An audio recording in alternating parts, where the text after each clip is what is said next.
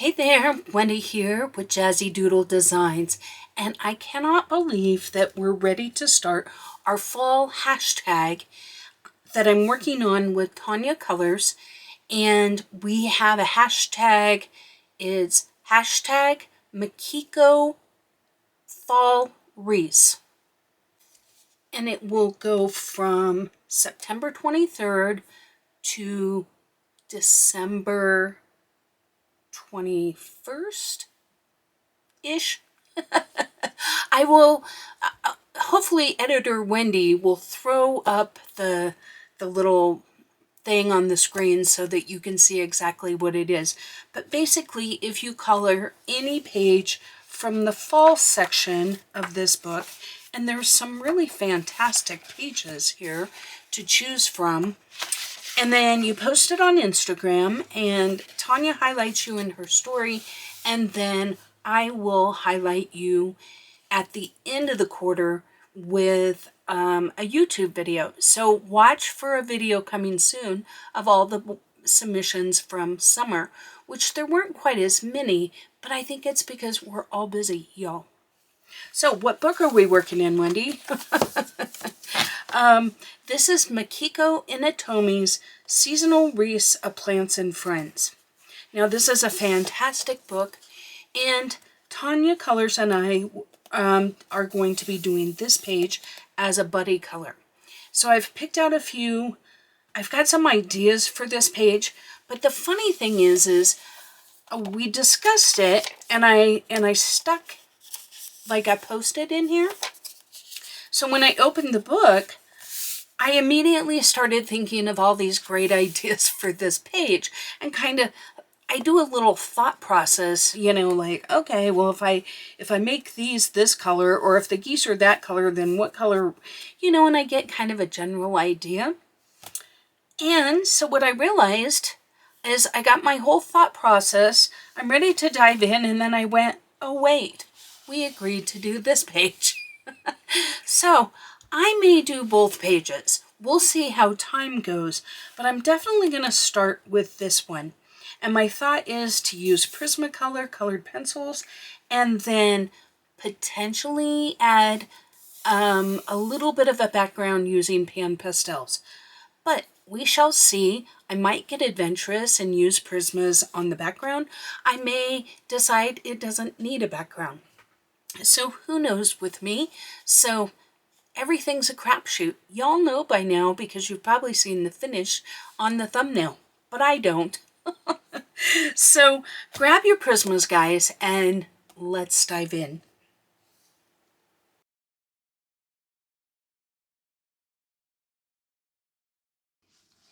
Hello, my friends. We're back.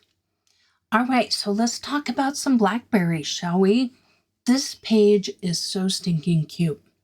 So we're going to start coloring our blackberries, and I am going to be using black cherry just to kind of go along the majority of the berry. Now, if you notice, I do kind of draw a little bit of a circle because I want to leave a little bit of white on the berry.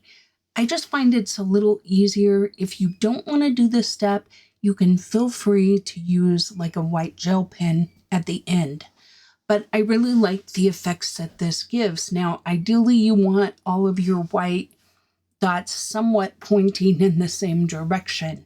You don't want one on the bottom right of the berry and one on the top left of another berry, right? You want to consider a light source and have the white all aimed at that area. Now, if you look at mine, that doesn't always happen, and that's okay. I am personally okay with this. Now, those of you that do realistic coloring, you need to be much more concerned about this, and you're probably not watching my channel because no one's coming to me for advice on stuff like that. I color for fun, and I want it to look as good as possible, and I'm always learning and watching videos to improve. But anyway, let's move on. So I am just kind of scumbling in a little bit of color here with each color that I use into the berry jar. Now, with this violet, I am going to go in and just kind of go over most of the black cherry, but not everywhere. I want my berries to have a little bit of a different, not all berries are going to look the same, right? In fact, I believe I skipped that one berry completely with this color because this color adds a very vibrant purple. So the choice is yours. Create berries that turn out the way you want them to. Now I'm going over everything, really focusing on the bottom right-hand corner with the black grape. This is kind of the overall color that I'm looking for. Ironically, it's called black grape for my blackberries. But, look at the colors that you have and you will see more or less how they're going to turn out. If you want them to look a little purpler, leave a little bit more of the violet showing. But I feel like those first two colors kind of come through to give a little bit of depth to the color. That's just my opinion. I think you notice this more with polychromos because they're a little more transparent, but regardless, here I am using, let me see. Do I know? I want to say it is raspberry, but just a moment. Let me look and see if I wrote it down.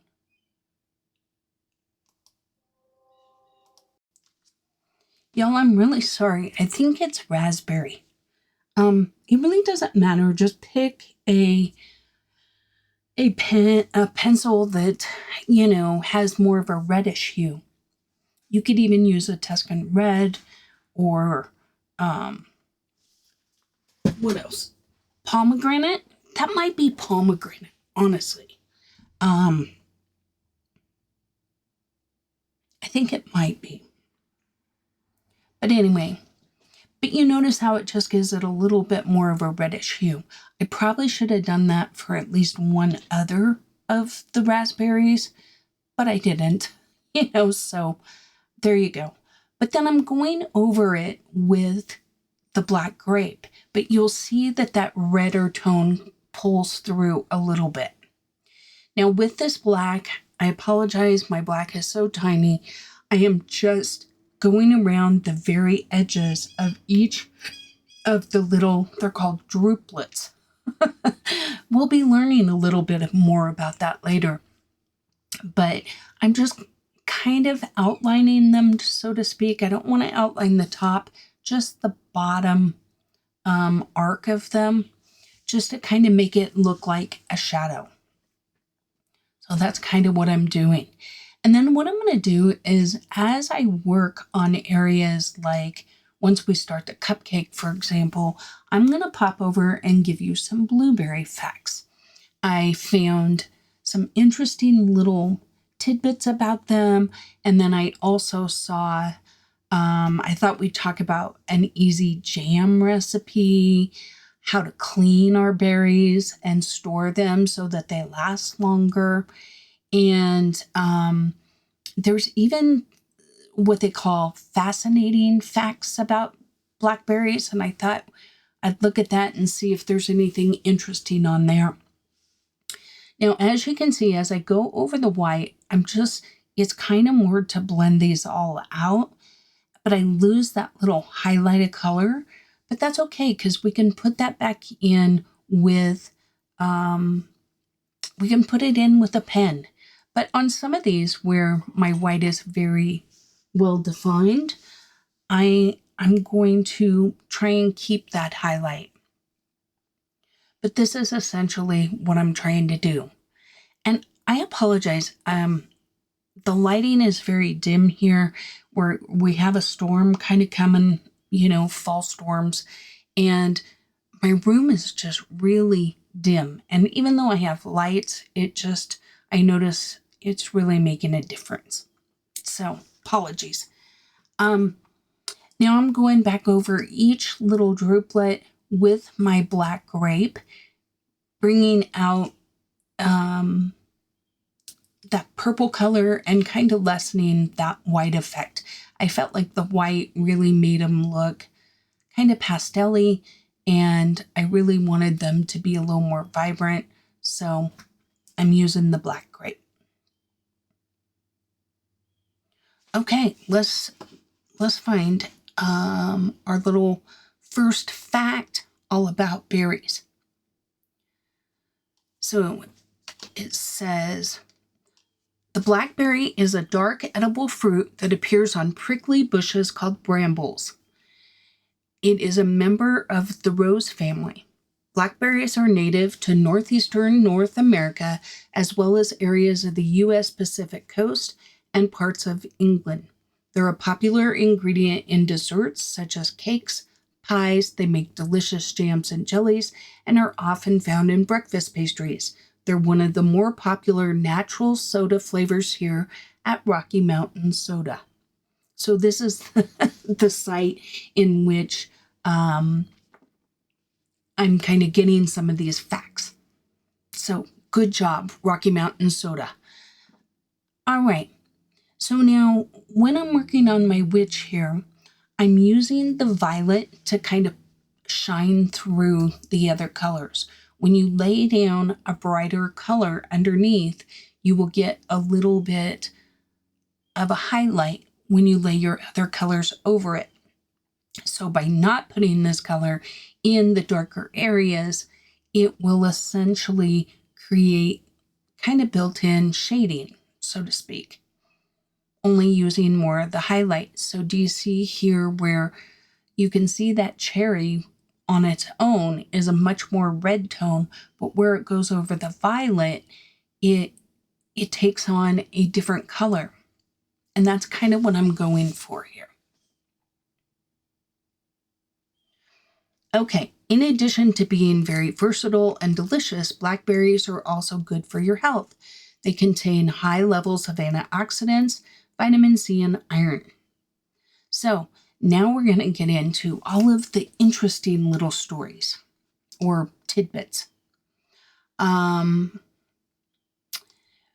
Brambles is an English word, and it can be attributed to impenetrable thickets, but it's most commonly used when referring to blackberry bushes. Okay, so this is periwinkle. I see that my zooming in chopped that off a little bit, but it's periwinkle. Oh yeah, see, I noticed and zoomed out. Blackberry is not a word that found universal application. In parts of the western USA, people don't use blackberries or blackberry brambles. Instead, they use caneberry, which covers both the fruit and the bush, which I think is interesting because I've grown up in western states all of my life. I have lived in almost every state west of the Mississippi, and I've never, ever heard anyone call them caneberries. So I'm not sure where they get their information. The blackberry is related to the raspberry with one notable difference. When you pick blackberries, the stem breaks off at the branch and stays with the fruit. When you harvest raspberries, the stem stays with the branch, which is true, and I never ever thought of that. So that's interesting. Technically, blackberries are not berries. They're actually an aggregation of dozens of tiny fruits called druplets. The growing season for blackberries is usually June through September, though it depends on what area of the country it is. Part of Christian doctrine suggests that the crown of thorns placed on Jesus' head prior to the crucifixion was a blackberry bramble. Some Christians also believe blackberry juice represents the blood of Christ. Now, when I went to church, they used grape juice. But, Let's see. Blackberries go bad relatively quickly after being picked. In most cases, they will only last 2 or 3 days once they are harvested. If you want to keep them longer, you need to freeze them. Even so, once you thaw them out, you'll have to use them quickly. And later on, I'm going to talk to you. I looked up a couple of tips to help store and to keep them a little fresher longer.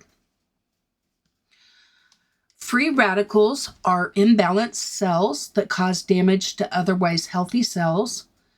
And the only weapon against free radicals is antioxidants. Blackberries are full of these antioxidants. They're also high in fiber. 100 grams serving typically contains as much as 15% of the daily allowance of fiber. Now, you'll notice that in some of these, I layer them up a little differently. Like on this one, I'm going like our light source is more from the light to dark. I probably should have done that one on the top that way too. I just didn't. Okay, blackberries are also a great source of vitamins and minerals, including vitamin A, E, K, C, and B. They contain folic acid, niacin, riboflavin, and copper. The dark coloring of blackberries is more than just nice to look at. It indicates that it's high in antioxidant. Well, that's interesting. So I wonder if darker colored fruit, is that what they're saying?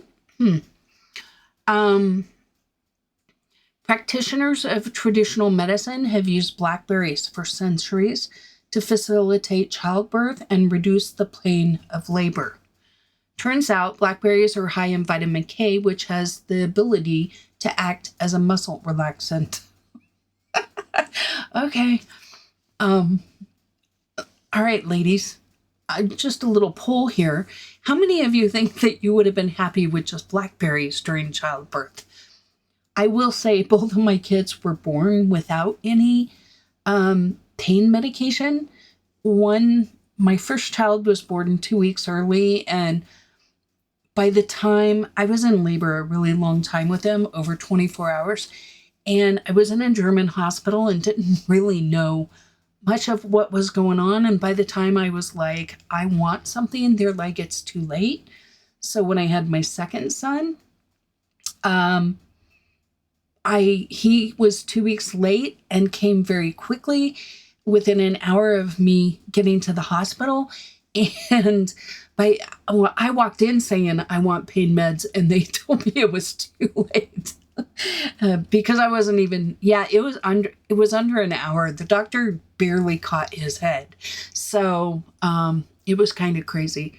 But anyway, but I think I would have wanted more than blackberries. But anywho, research indicates that evergreen blackberries have antibacterial and antiviral properties. And some also say they have anti-cancer capabilities. I mean, if true, that would be fantastic, and I'd be willing to eat them just in hopes. In 1835, workers performed an excavation in Denmark. They unearthed the body of a woman that had been preserved in the peat since approximately 500 BC. Careful examination of her body and clothes revealed she carried blackberries with her as food. Now, I want to know how, if the body was that old, they could tell that. I have questions. Deer in both Europe and North America are fond of eating blackberries as food. Many types of caterpillars have also developed a taste for blackberries. There's an old saying, blackberries are red when they're green. This refers to the fact that blackberry fruit is bright red before it ripens. Once it's ripe, it takes on the characteristic dark color. Blackberries are also called blackcaps, which I, once again, have not ever heard, but that is said to be in the Northeast US. So that is one area I've never really lived, so that might be true. If you're looking to strengthen your immune system, improve digestion, strengthen your bones, improve your eyesight, bolster the health of your skin, or enhance your mental function, consider eating more blackberries. So I would like to thank Rocky Mountain Soda for giving us these amazing facts about blackberries. They have a blackberry natural soda that's vegan, kosher, gluten-free, and free of GMOs. It's called Breckenridge Blackberry Soda. One sip and you'll be sold. So I felt like I wanted to shout them out because they're not really a sponsor, but I do appreciate the information they provided to give us a little bit to listen to today. So basically what I'm going to do is color all of these same mice, these colors. So that's, what I'm doing. So I thought I would talk about like different things that we can use blackberries for. Blackberry jam is one of them. So I thought it might be fun. I tried to pick a really easy recipe that, because blackberries have a lot of pectin in them naturally, pectin is used to thicken jams and somewhat of a preservative. So if you want your jam to last a little bit longer, you can use pectin. It's just not as necessary. But if you don't use it, like if you make strawberry jam, your jam won't be as thick. It'll be more like a jelly with chunks in it. So, but because blackberries naturally have more pectin, you don't really need to. Now, I gotta say, I have made a lot of jam in my life. I made various apple butters and peach butters and strawberry jam, blueberry jam, I think even raspberry and stuff, but I don't recall ever making blackberry. Okay, so for this recipe, you're going to need 5 cups, which is about 24 ounces of blackberries, 2 cups of granulated sugar, and 1.5 tablespoons of lemon juice. You're going to take your blackberries, the sugar, and the lemon juice, and you're going to put them in a saucepan. And you want to make sure that it's a fairly deep one, because as this starts to boil, it may kind of sputter a little or splatter, and we definitely don't want anyone getting burnt. So we're going to mix it all together until the sugar dissolves and the berries release a juice. And we're going to continue to cook it to a simmer for about 20 minutes. So we want to keep it just shy of that boiling point, and we're going to stir until a lot of the liquid is thickened and evaporated. And if you have a thermometer, we want it 220 degrees Fahrenheit. Okay, so then what you're going to do is you're going to transfer your jam to a glass jar. Now, you can also buy these plastic, like canning, they're like freezer jars. And I found those to be really nice because they're smaller. You can get them like in a 1/2 pint size, which for me is a better size for my family. But anyway, you put your jam in the jar, you seal it with a lid, and you put it in the fridge for at least 2 hours. Now, this says it is good if it's stored in the fridge for 3 to 4 weeks, or you can freeze it for up to 6 months. So when I make this kind of jam, like a fast no-cook jam, what I do is I put them in those plastic freezer ones, and then I put all of them in the freezer except for the one in the refrigerator, and then that way I get a lot more, I don't have it going bad because our family doesn't really eat a lot of jam. And to be fair, I don't think I've made much jam since my boys moved out, which they're 30 and 33. So, it's been a hot minute. but I used to when the boys were younger. Now, if you don't have a thermometer, you can put a plate in the freezer when you first start this recipe, just any old plate. And when you think it's about time, then put a piece of that jam onto your plate. Give it about a minute or so, and you can, if the jam has started to kind of gel up a little bit, if it kind of wrinkles, then you know it's done. If it doesn't clump up at all and it just stays very liquidy, then you need to cook it a little longer, maybe another 3 to 5 minutes. So I hope you find that helpful. That recipe came from thebutterhalf.com, and so thank you to her. Her name's Abby. She's a holistic nutritionalist. So probably a good recipe. Now, back to what we're doing on the page here. One of the things that I'm doing here is I'm layering these colors, and as you can see, like that yellowish, what was it, yellow ochre or whatever, I put those on the highlighted areas, and I'm keeping them very light, and then going in with these darker areas, like along where the cake would be kind of browned. And so that's what I'm doing here, and I'm leaving those lighter areas, and then I'm going to cover over them with the overall color of the cupcake or whatever this is. And so to me, this is a nice way of adding a highlight without trying to add it at the end. And I'm using this dark umber just to get into all the shadowy areas, just in the very edges and deep crevices, right? And overall, I like the look of this when it's all done. Right now, you're looking at it going, well, that looks a little crazy, but we haven't added that final color yet. So see how when I go over it now very lightly with this burnt ochre, we now kind of have more of a cupcakey kind of look. And then I'm going to go over it one more time with, I guess, the dark brown, just very lightly.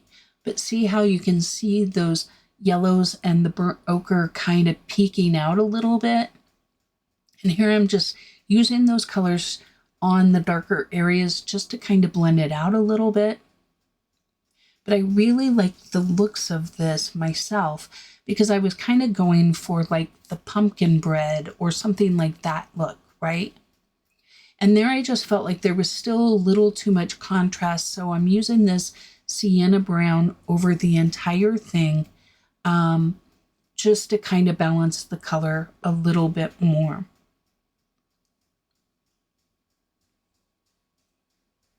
Now, of course, you can do as little or as much as you want. Now, here I'm adding white to like the knobby parts where I felt like this you would have a little reflection, or where it would be a little lighter.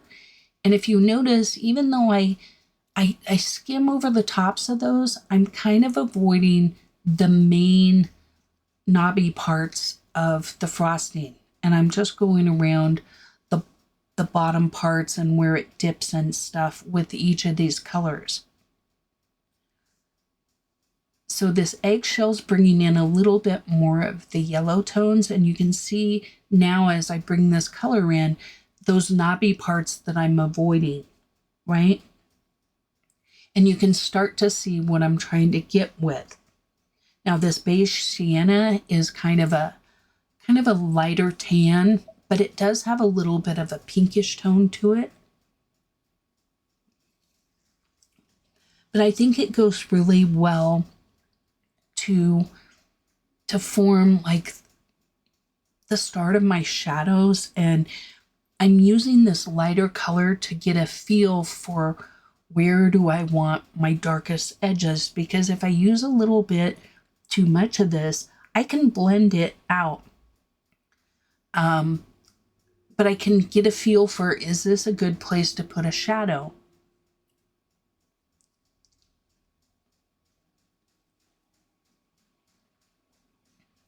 And I'm doing the same thing here with this light umber, and I'm trying to kind of blend it into that beige sienna without going quite as far as I did with the beige sienna.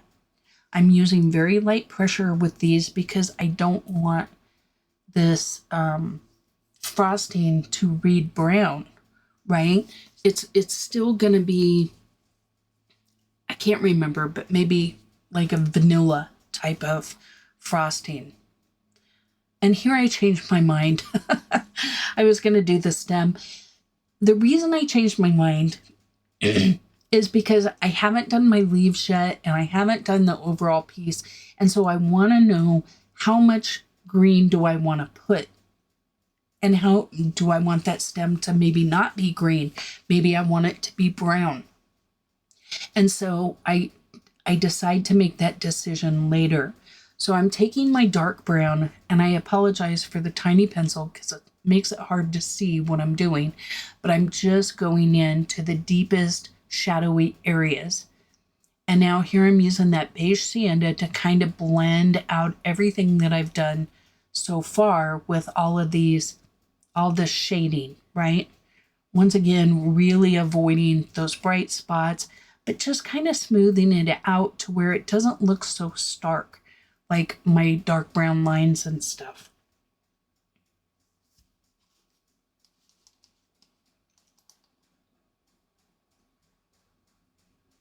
And then smoothing it again with the cream.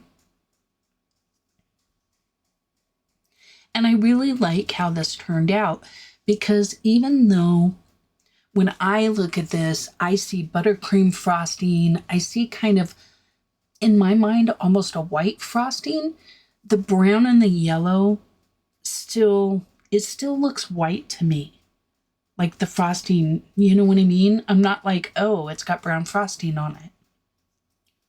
Now, maybe you see it a little differently. I don't know, but I like how it turned out. And here I was trying to figure out, like, you know, what should I do with these cookies? What's on the top? Is this a tart? Where, if you look at Tanya's pictures, in this particular one, up at the top, she colored the top of it to be apple slices, which totally makes sense to me. Now I'm going to color mine like chocolate frosting.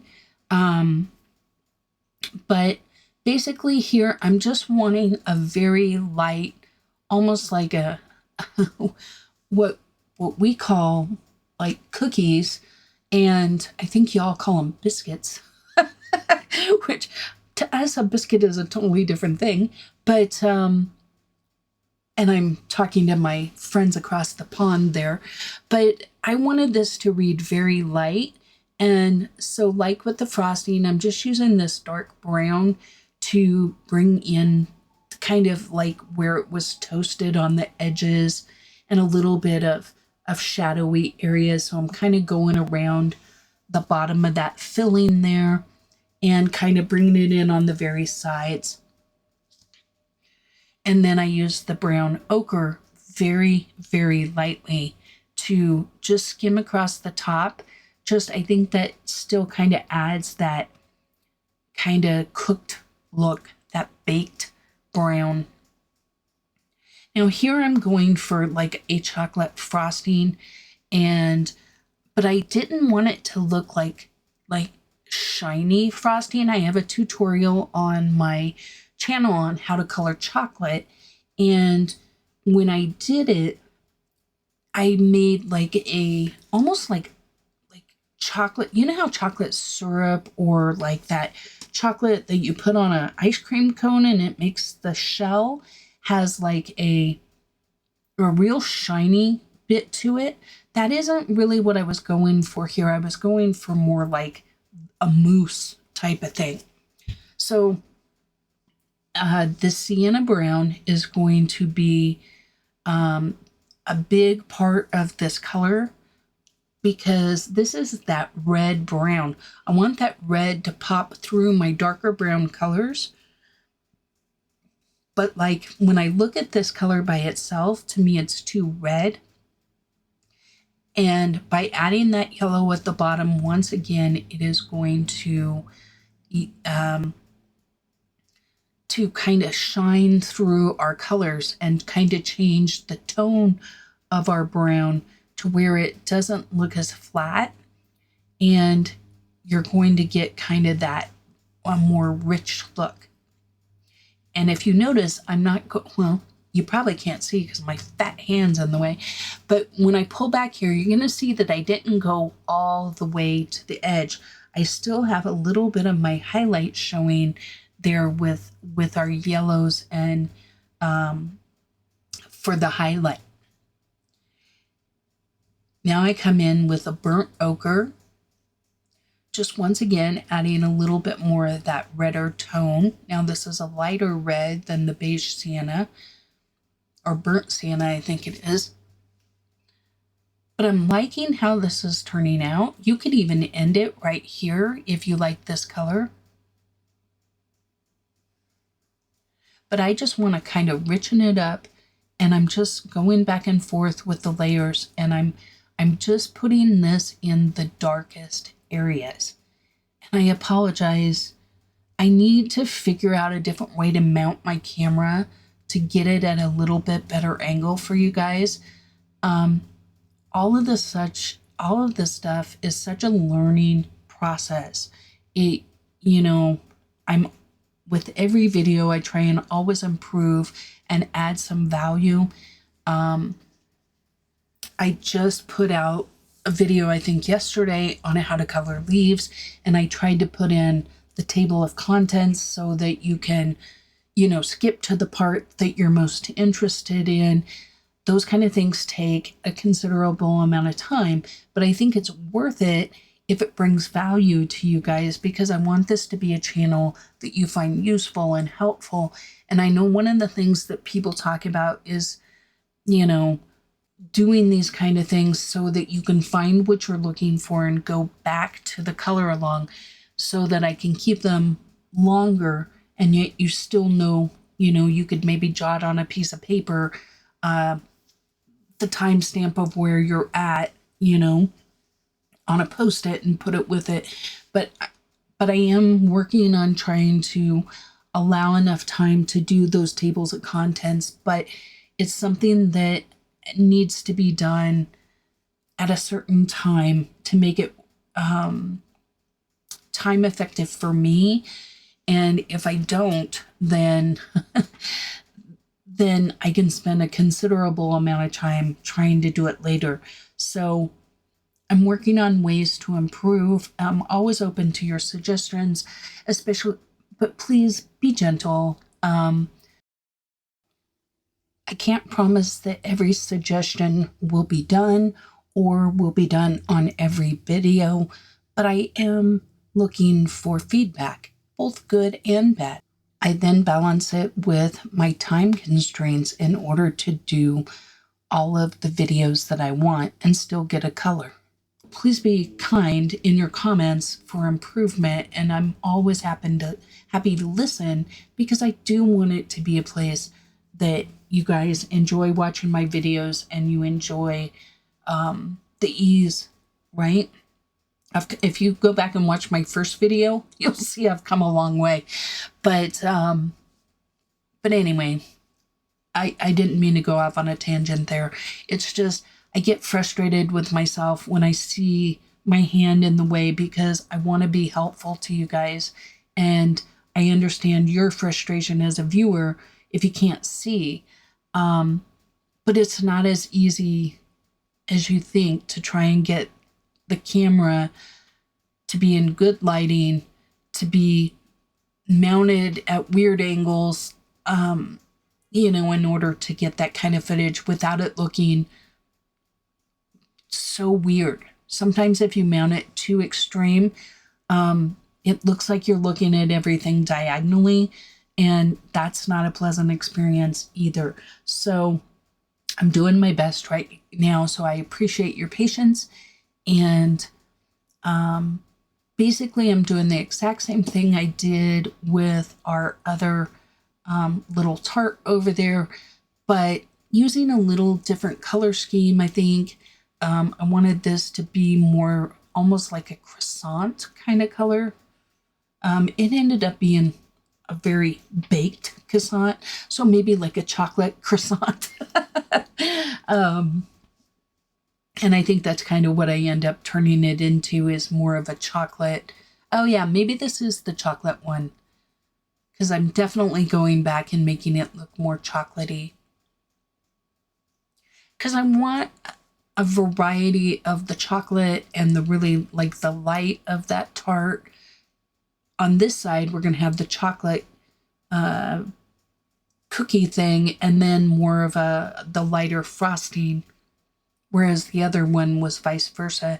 Just for some variation.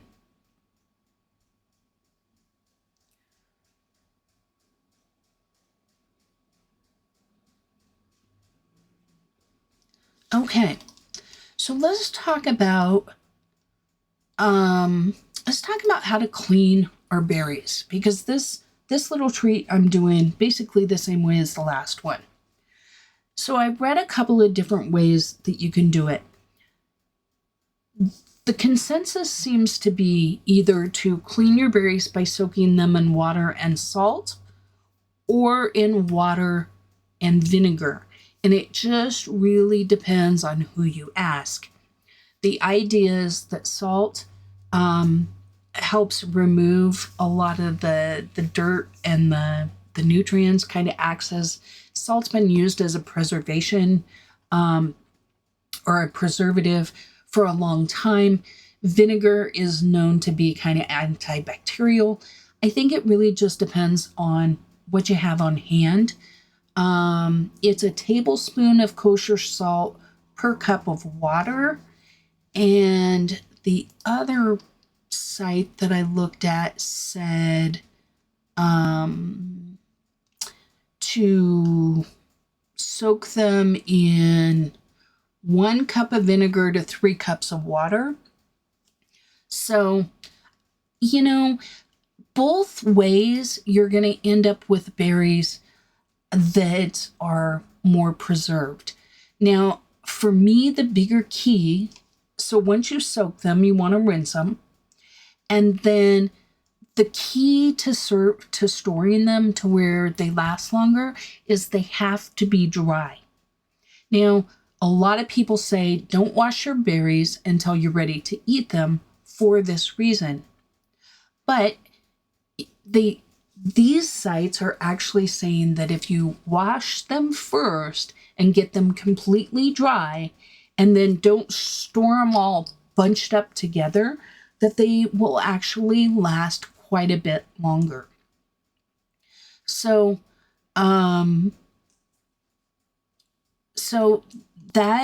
that's the first step, right? So you're going to wash them.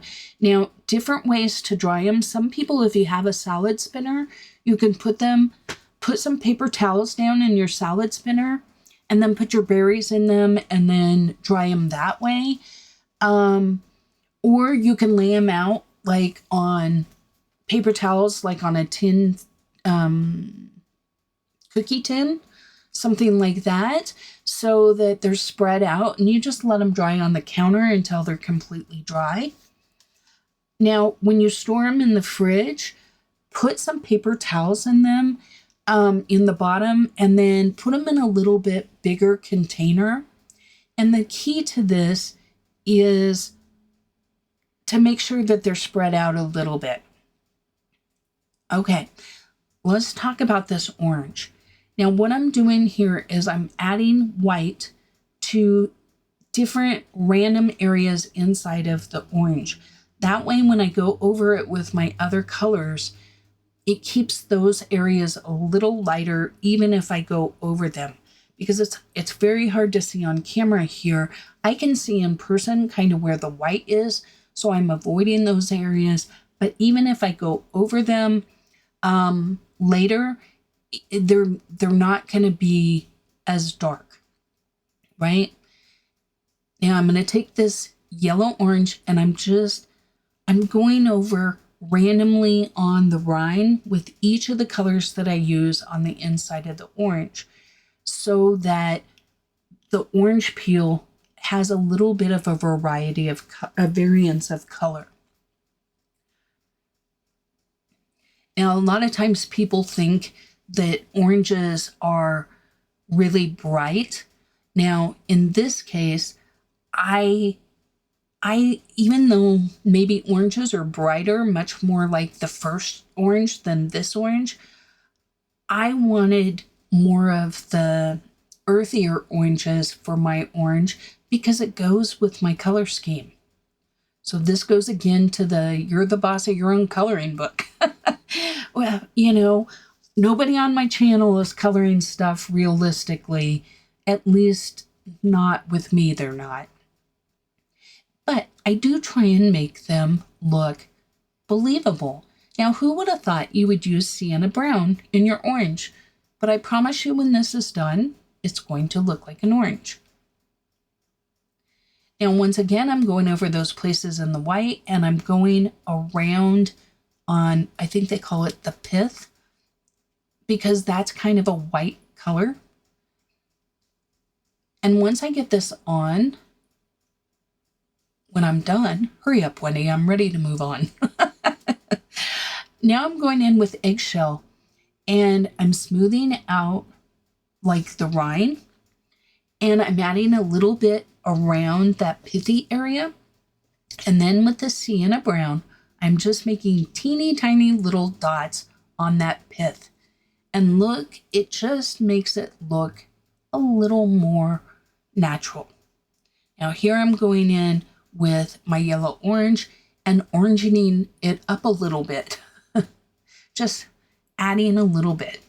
And then making sure that that's kind of blended out to where I don't have any big chunks of orange. Feel free to make your orange a little more orange if you would like to. Now here I didn't zoom in because then you couldn't see the colors that I was using, but basically I'm just doing every other square. So just kind of pay attention. There I got a little off, and so I tried to fix it. I don't think it really matters in the whole scheme of things, but basically we're going for a checkerboard pattern with the orange and the white.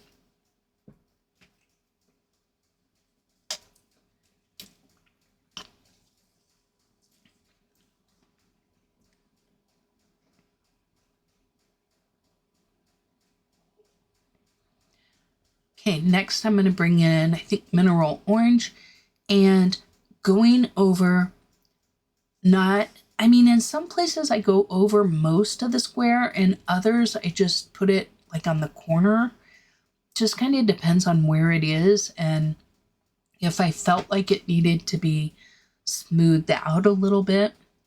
They're so small that you're really not going to notice too much, but I did want them to be slightly darker than what I had.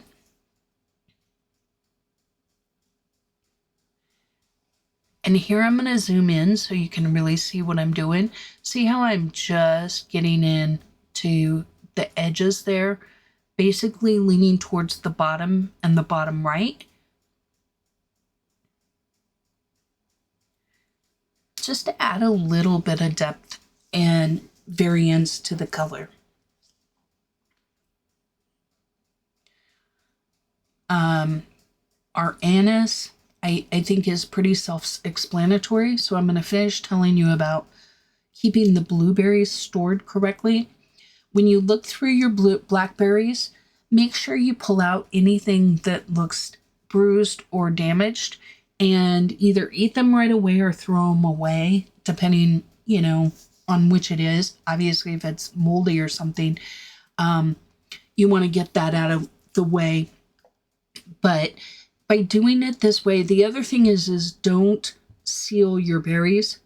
Like, don't put a lid on your Tupperware because you'll get condensation excuse me, you'll get condensation in there and they'll mold a little quicker. So you want a little airflow.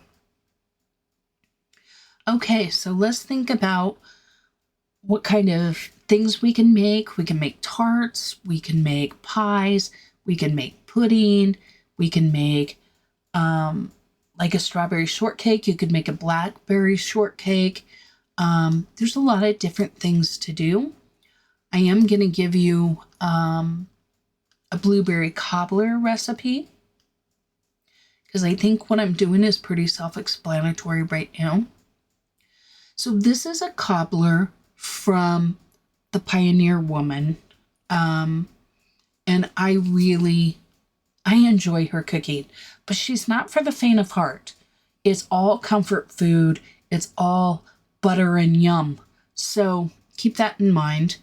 But this is a pretty easy recipe. You're going to need sugar, self-rising flour. If you don't have that, then you're going to add 1.5 teaspoons of baking powder and 1/2 teaspoon of salt for each cup of flour that we add. We're going to have whole milk, butter, blackberries, and maybe some ice cream. So you're going to combine 1 cup of sugar, 1 cup of the self-rising flour, 1 cup of whole milk, and 1/2 stick of melted butter. You're going to add it, mix it all up, add it to a 9x9 casserole, and top with 2 cups of blackberries. You're going to put the blackberries just right on top, and then you're going to sprinkle a 1/4 cup of sugar on the top of that. So personally, I would take that 1/4 cup of sugar out of the main recipe. I have found, as my experience for my taste, that I can often leave a 1/4 to 1/2 cup of sugar out of most recipes and not have a problem. Some recipes it may affect, but anyway, then you're going to bake it at 350 degrees for 50 minutes. By putting the blackberries on the top, if you mix them, you're going to damage your blackberries and they're going to break apart, and you're going to get like your whole cobbler will be purple, which no shame in that. But if you just put them on top, as it cooks, they'll sink down a little bit and you'll get a really beautiful cobbler where there's plenty of raspberries up at top. And yet, I don't know, I just feel like it works pretty well. You can use frozen berries, but make sure to add them when they're frozen. If you let them thaw, they'll be mushy and the consistency will be off. So you can also make this with blueberries, blackberries, strawberries, or peaches, or a mix. The cobbler can be covered and stored at room temperature for up to 3 days or in the refrigerator for a week. You can even freeze it, but if you do, make sure you freeze it after you bake it. To reheat it, then you let it thaw overnight and then bake it in a covered onion-safe dish at 350 until it's heated through. So even though it's baked, we're going to put that cold cobbler in and just heat it through. You can also heat it up in the microwave. If you put it in a 9x13 pan, it's going to be a little too thin, so you might want to keep track of that or consider that. And then scoop some vanilla ice cream on it and call it a wrap. That makes me want to go buy some blackberries and make a cobbler. What about you? Did I inspire you to eat some blackberries? So here I'm trying to make this kind of look like maybe a meringue or something like that. Or I think it's supposed to be like frosting with blackberries on top. I just felt like I had an awful lot of this purple color by the time I was done. And I chose instead to use a metallic orange Mr. Pen gel pen. So you'll see that later on. Okay. Judge Logan is credited with being the first person to breed blackberries in the late 19th century America. He's developed loganberries, a blackberry, and raspberry hybrid as well. Now, these pumpkins, you can color them any way you want. If you don't like one of the pumpkin colors, then wait until all three are done and you can pick and choose how to do these. But I wanted this one to be a very dark pumpkin, working its way to light at the top. The one on the left ends up being with it lighter in the middle, and the one on the right ends up being, I don't know what they call them, maybe a gourd, that is only, they're more like a white cream kind of color. So anyway, blackberries prefer, so this is if you're going to grow them yourself. There's numerous varieties. There are upright varieties as well as trailing varieties and even thornless varieties. It says the skill level is easy, and I would say they have no idea how badly I could garden, but I will say my neighbors had a raspberry bush right along our fence line, and it literally took over our side of the fence too. They very quickly can get out of control. I did enjoy them for a number of years, and then they hacked them way, way back when we got new neighbors. So they also have compact varieties that you can grow in containers. So that's one thing to think of. I really wasn't sure what this little cake thing was. So I just kind of colored it like I did like the biscuit type of thing. Or maybe chocolate. I can't remember. So blackberries prefer moisture retentive, free draining soil in a sunny, sheltered site. You plant from January to April. You want to make sure there's a lot of well-rotted manure or compost. Container-grown plants should be spaced 2.5 meters to 4.5 meters apart, using supports if planting a vigorous variety. After planting, cut down all canes to a healthy bud to ensure strong growth in the spring. So I'm not sure what that means. Does that mean you prune them back when they first start growing until more like June and then let them grow? Or I'm not sure.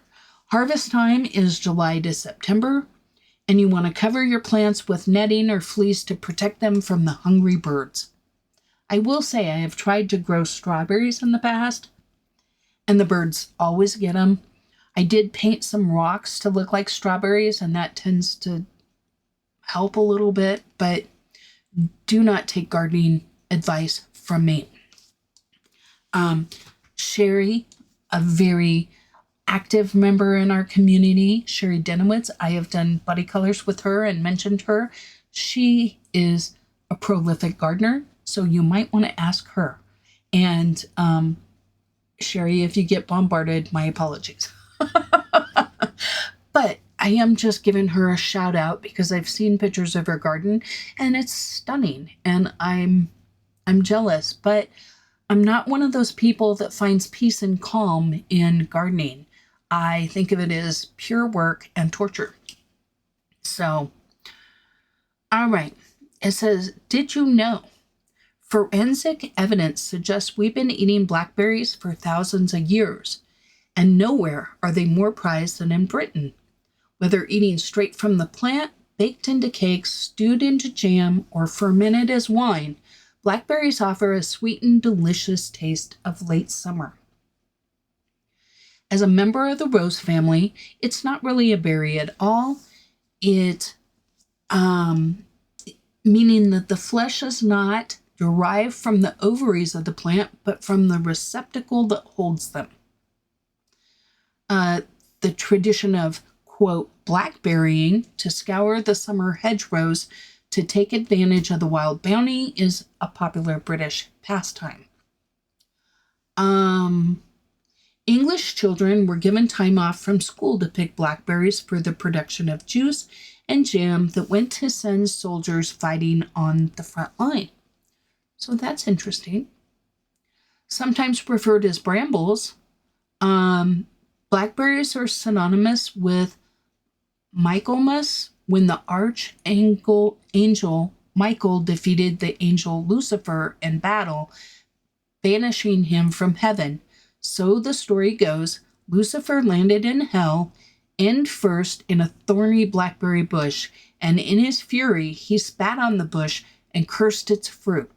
Hence the lore that blackberries are unfit to eat if picked after old Michaelmas Day, which is the 10th or the 11th of October. I had no idea of these things. Now, these are pumpkin seeds, and I kind of like just made a match what I wanted to do in my in my color scheme here. Now these, I just treated these stars like they were cookies. So I give them kind of like the cookie color around the edges, and then I pretended that I had done like a nice frosting on the top and put some white pen to highlight it and make it look shiny. So that's kind of what I did here. I guess it could be stars in the night sky because they are flying, but that's not what I did. Okay, so don't eat them after the 10th or 11th of October. Whether you believe the story or not, there's some wisdom to leaving blackberries well alone once summer has passed, as the cold, wet weather of autumn encourages molds such as Botrytis to infect the fruit. So there you go. And I'm sure I said the mold thing wrong. In Celtic folklore, an arch of bramble, which is rooted at both ends, was believed to have special powers from invoking evil spirits to curing a child's whooping cough. These days, however, blackberries are more commonly known to ward off coughs, colds, and sore throats thanks to their high vitamin C content, anti-inflammatory, and antiviral properties. Blackberry vinegar, made by steeping the fruit in vinegar for a few days before boiling with honey and sugar, is an effective home remedy against the common cold. And they do sell blackberry tinctures at a lot of homeopathic stores and like Whole Foods and stuff like that. Blackberries are also rich in antioxidants, which can help prevent cancer and heart disease. They are packed with polyphenols, which are thought to enhance memory performance and improve cognitive functions. Cultivated blackberries are more productive than their wild counterparts and are easy to train up trellises or over arches. Even within limited space, there are compact varieties of blackberries available that will grow happily in containers, so there's no reason not to seize the benefit of this most beloved British fruit. So I need you all to grow me some blackberries because I am not going to do it.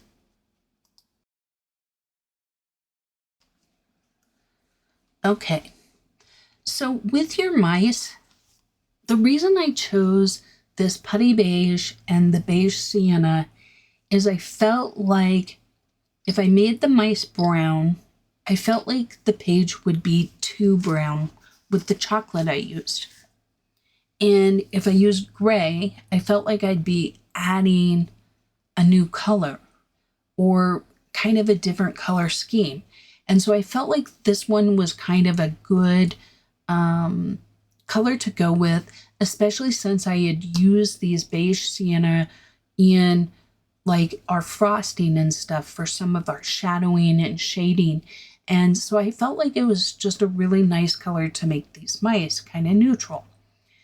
But feel free to use whatever color you would like. But I'm basically, I'm trying to get in here and just kind of smooth everything out and make it, you know, look like, get them all colored. Here I'm adding white just to the tips of the ears, the eyes, etc. Just to kind of blend it out a little bit. Nothing too crazy. I just want to make sure I don't have any like stark lines of beginning and ending of color. Now with our leaves here, I'm going to do all the leaves essentially the same. But like I did with the berries, you'll notice that I don't add this color to like every spot on the leaf. And then I go in with the mahogany red, and I don't add it everywhere. To some, I don't even add it at all. To some, I'm going to add henna and not a lot of it. And then I'm going to come in with this burnt ochre, which is going to add a little bit of that brown blending to orange.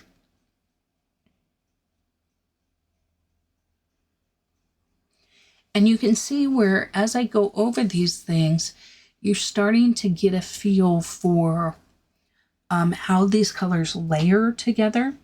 I'm not taking any of the colors all the way to the edge because I'm going to be adding some goldenrod and some like yellow ochre type of colors to the edges here.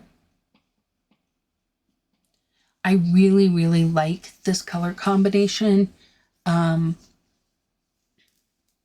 I feel like it works really well. On the page next to it, I use the same combination. However, I don't leave as much yellow or goldenrod up at the tips. And maybe that's the only difference. But I really like how it turned out on both pages, but they do tend to look a little bit different. Now here, on this one, I am just adding henna. Well, no, I just did it in different order a little bit. But I am going to add a little bit of a reddish tone in these. And we'll have to pay attention and see what I do, because I forgot.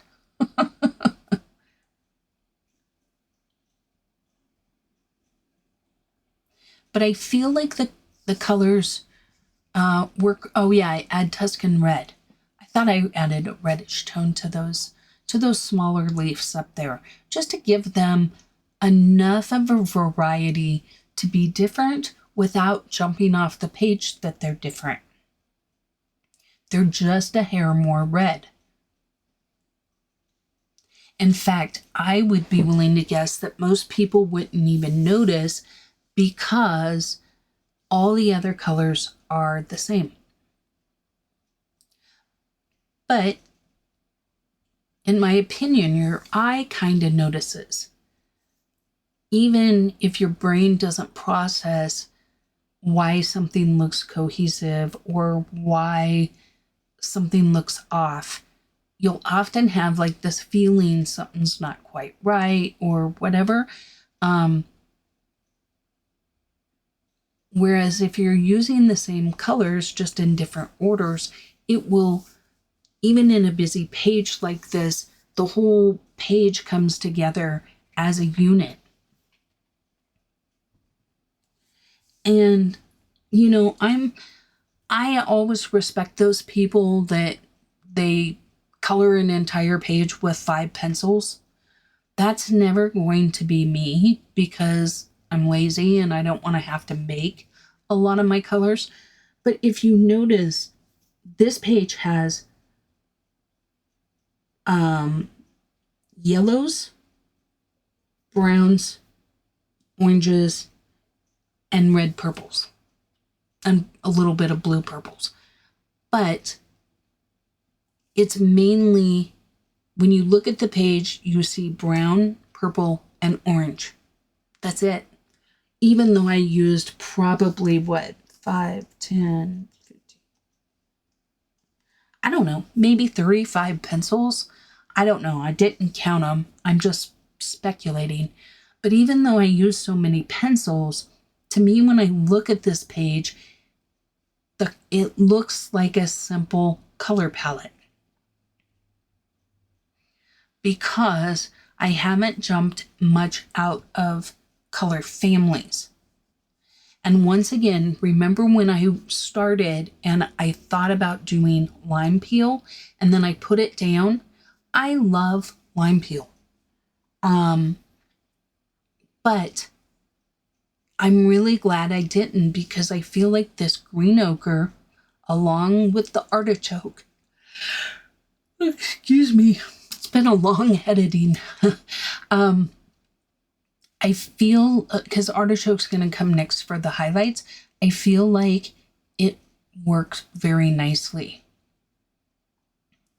Don't fret when you see those kind of things like you just missed me coloring a couple of these small leaves. It's really hard when I zoom in to get them all.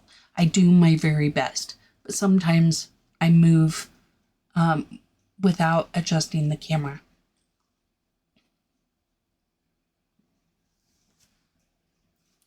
But I feel like this color looks really good. It kind of lends itself to being green without adding, quote unquote, a green color to this page. Also, remember at the beginning when I was speculating as to what color I used in our blackberries? It definitely was this pomegranate. I believe I said I thought it was raspberry, and then I said I thought it was pomegranate.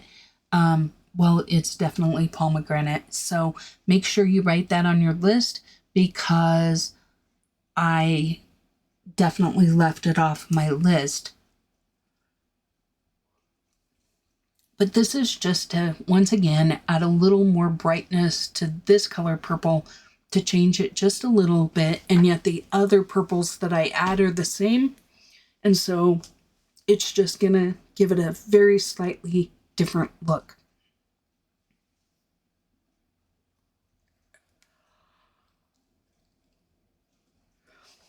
So is it getting to be fall where you guys are? So I'm in Colorado and the nights are definitely getting cold. I say cold, proportionately cold. They're like in the 40s. And then, I don't know, it'll probably get close to 90 today or in the 80s for sure. So we're still in that, I don't know. I like this time of year. It cools off quickly. It warms up. You get a nice warm day, but it's not cooking hot all day.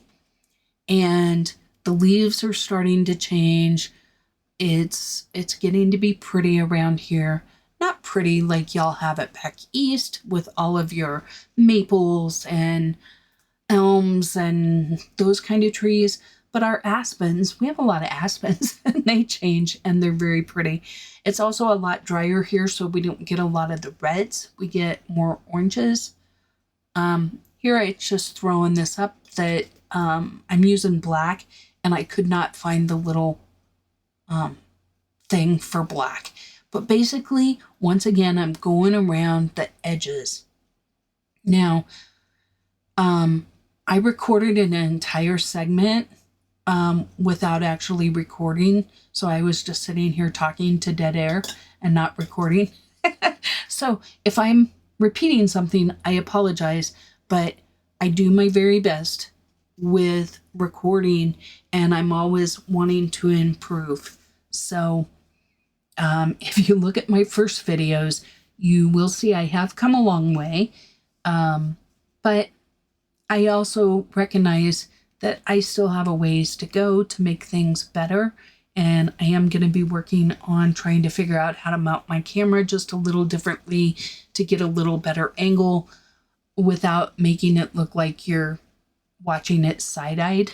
Because I don't think that'd be a good experience either. Also, I will try and break out my new Prismacolors, so I'm not using my little stumpies, because I think that's part of the problem. Because look right here, when I'm using this grade lavender and it's a normal size pencil, you can definitely see a lot more of where the pencil tip is going. So I will break those out. I have a brand new set of Prismas that I bought when they were having the $88 special.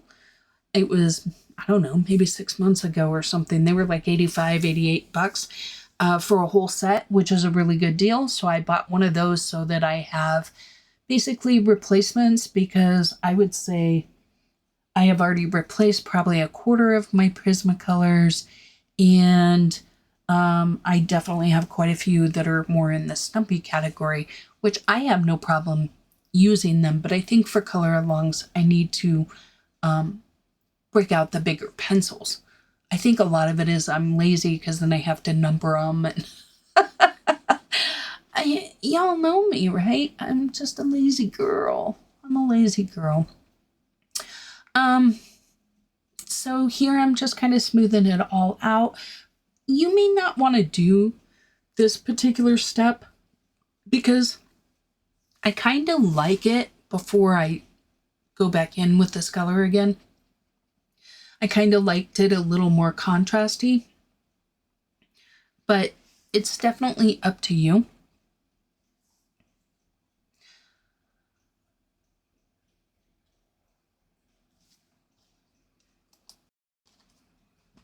Okay, y'all, we are getting there. We're down to a lot of the little details. And I am out of things to talk about. So I thought I would look up one more recipe for you guys. This is called The Best Pumpkin Muffins. Now, I have used this lady's recipes before. She's got some good recipes. It's called Sugar Spun Run. Her name is Sam.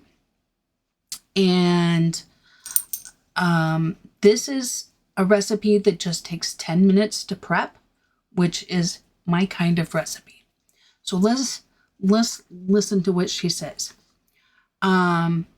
These pumpkin muffins are every bit as delectable as my pumpkin cupcakes, but slightly more suitable for breakfast.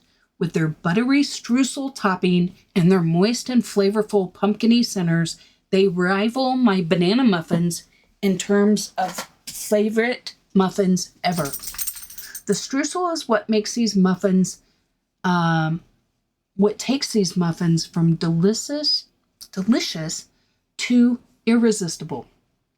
It's buttery and crisp against the super soft and moist pumpkin muffin interior. The best part? Instead of using cold butter and working it into the sugar and flour with a pastry cutter, my recipe uses a simpler method with melted butter. It's not only easier, but it lends itself to a more buttery streusel. Yum. Okay, I'm just using white to just kind of smush that purple and white together to just make it look a little jar-like, because that jar is so small. It's kind of hard to do a lot of jar-like things on it. Okay, so let's see. It says, as far as ingredients, it says sugar. I like to use both white and brown sugar. The brown sugar adds subtle molasses tones that really complement the pumpkin and the spiced fall flavors. Butter. Let your butter cool after melting, otherwise it will melt your sugars, yielding flat, subpar results. So, kind of key. Canned pumpkin. Make sure you use pure pumpkin and not pumpkin pie filling, which has other additives that can keep your muffins from tasting as they should. Milk. Since it's such a small amount, really any kind will work. I use whole milk. Pumpkin pie spice. If you don't have pumpkin pie spice on hand, you can whip up a batch with her homemade pumpkin pie spice, which I'm going to click on that. which is cinnamon, ginger, nutmeg, and allspice. Okay. All right, let's get back to our pumpkin muffins. Okay. Sam's tip. These pumpkin muffins would look so nice in my parchment paper muffin liners. They're extremely easy to make and have a pretty and professional look. This is just an overview of the ingredients I used and why. For the full recipe, scroll down to the bottom of the post. So we're going to do that at this point. Well, I'm going to tell you what to do first. So you're going to stir your sugars, your egg, your pumpkin puree, and the milk into the cooled melted butter until combined. You're going to whisk them together in a separate bowl, the dry ingredients. And then you're going to fold them into the wet ingredients. With muffins, it's important that you don't overmix the batter, so do this step by hand with a spatula and be gentle. Don't use an electric mixer here, and stir until just combined.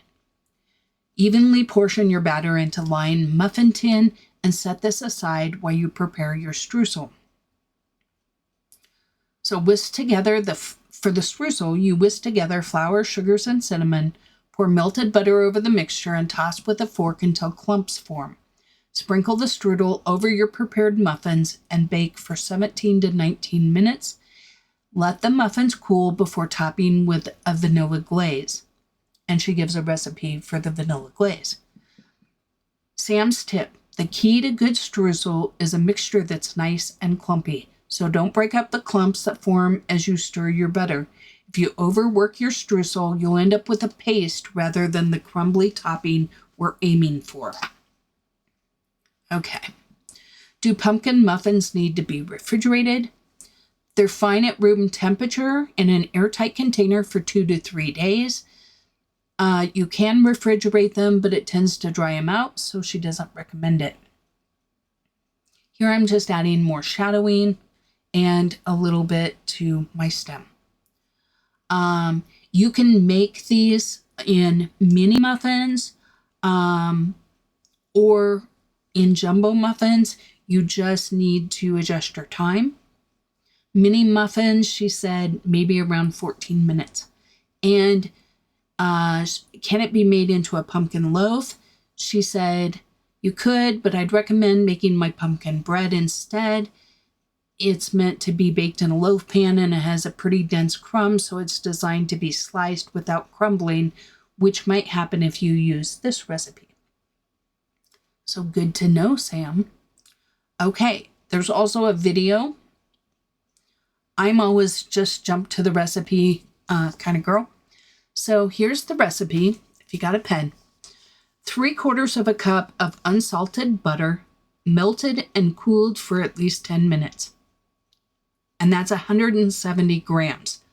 Look at, she likes you people on the across the pond.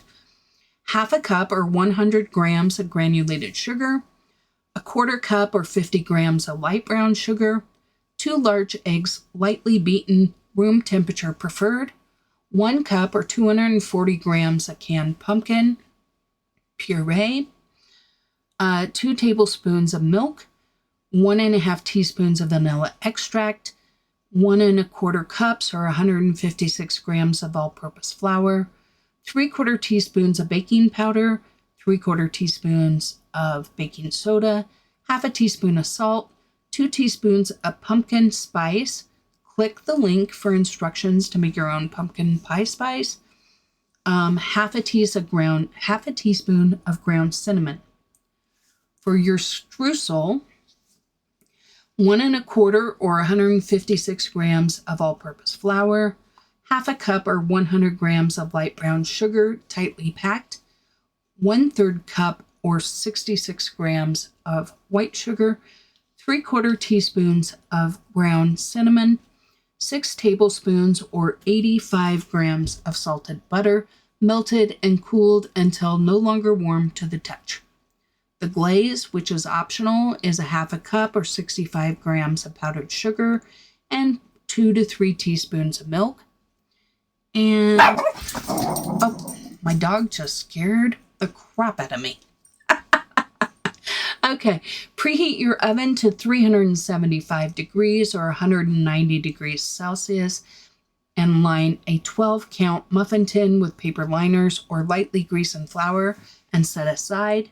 Combine melted cool butter, granulated sugar, and brown sugar in a large bowl and stir. Stir in your eggs and your pumpkin puree, your vanilla extract, and the milk. So basically all of your wet stuff.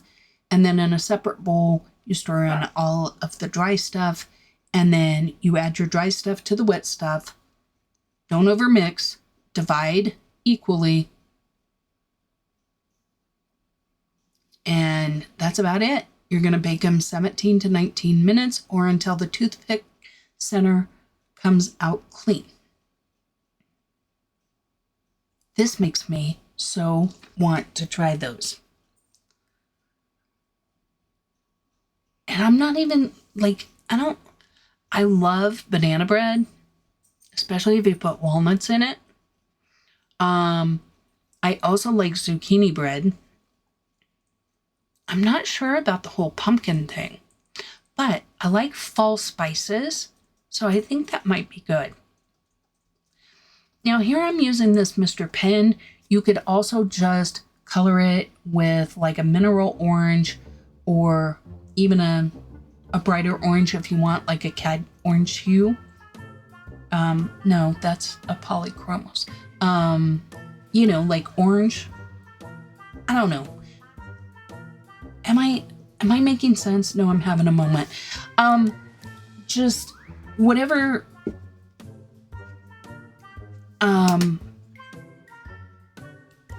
Words are important, Wendy. Formulate them. Okay.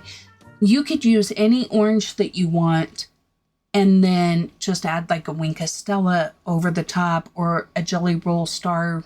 Is it Stardust? I think is the name of the Jelly Roll. Anything that you want to add a little bit of sparkle. I debated for a long time about, so here I'm using a Jelly Roll pen and I like them, but they don't really work well with Prismas, so I ended up switching to a Posca. You see me kind of tapping off and trying to get them started again. I find my Posca pen is just more reliable. So that's what I do here.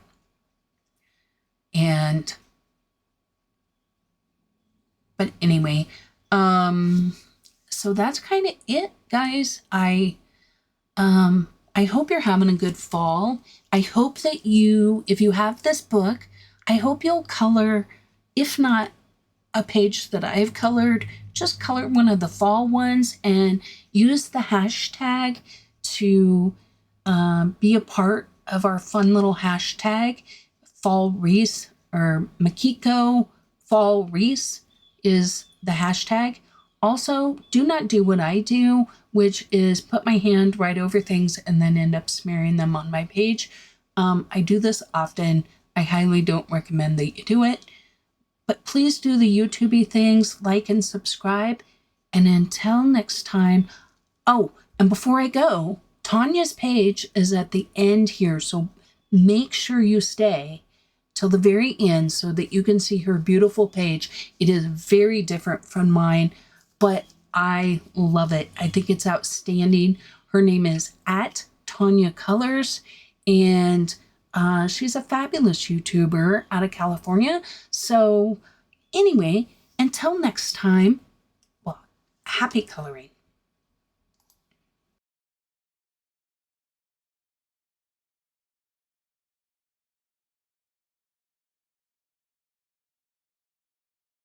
Thank you for watching another video from Jazzydoodledesigns. If you enjoy adult coloring content, please consider subscribing. You can now find me on Instagram and Facebook as well. I welcome all comments and suggestions. Don't forget to like the video before you go. And until next time, take care.